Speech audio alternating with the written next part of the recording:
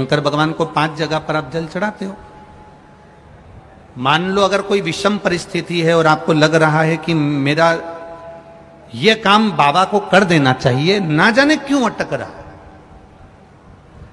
मेरे भोलेनाथ जी को मेरा ये काम कर देना चाहिए, ना जाने क्यों अटक रहा है, तो जो जो जगह पर आप जल समर्पित करते हो, जिस जिस जगह पर आप जल समर्पित करते हो, जैसे गणेश जी की जगह पर जल समर्पित करते हो, सबको मालूम है ना, स्थान तो सबको मालूम है ना गणेश जी का। जैसे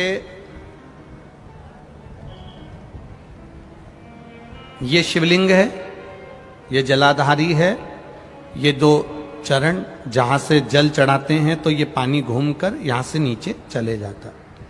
अब जरा समझिएगा, आप जब शंकर जी के मंदिर, आपको लगे कि हमारा ये कार्य हो जाना चाहिए, ये कार्य हो क्यों नहीं रहा, आखिर में इतने दिन से लगी हूं, ये काम क्यों नहीं हो रहा, सबके काम हो रहे, मेरा क्यों नहीं हो रहा, तो विश्वास रखकर 5 सोमवार, 6 सोमवार, 7 सोमवार इसको कर कर देखिएगा।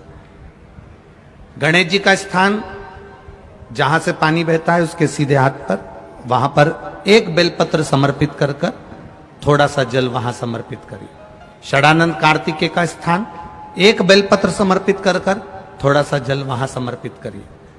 अशोक सुंदरी का स्थान, थोड़ा सा जल समर्पित करने से पहले एक बेलपत्र, फिर जल। 3 स्थान। चौथा, मां पार्वती जी का हस्त कमल, एक बेलपत्र समर्पित कर कर जल चारों तरफ चढ़ाने के बाद में 5वां, शिवलिंग के ऊपर बेलपत्र समर्पित कर कर पूर्ण जल शंकर को समर्पित कर देना।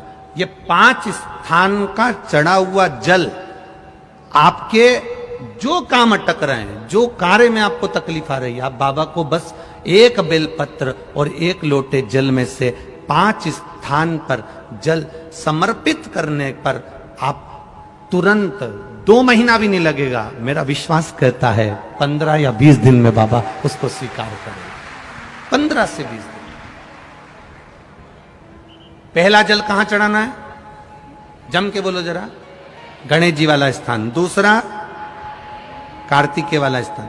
अब इसको समझ लेना आप अच्छे से, हम ये नहीं कह रहे हैं कि तुम गणेश जी की मूर्ति पे चढ़ाओ, हमने ये नहीं बोला।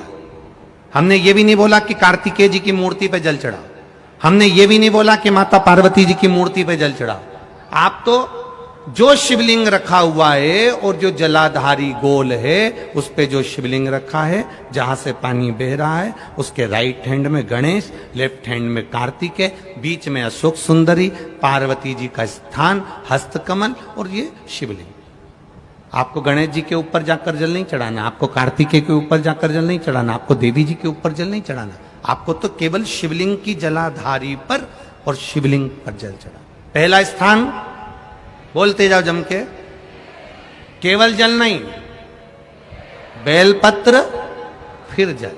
दूसरा, कार्तिकेय। तीसरा, अशोक सुंदरी। चौथा, अब पार्वती जी को जो तुम जल चढ़ाओगी और बेलपत्र चढ़ाओगी, उसमें तुम्हारा स्मरण होना चाहिए, तुम कहां बैठी हो जल चढ़ाने के लिए, तुम्हारा ध्यान कहां है, कहां बैठकर शंकर जी को जल चढ़ाना चाहिए। आपको पहले भी कथा में कहा, जहां से जलाधारी का पानी बह रहा है, इसके ठीक विपरीत जगह में आप यहां बैठ जाओ।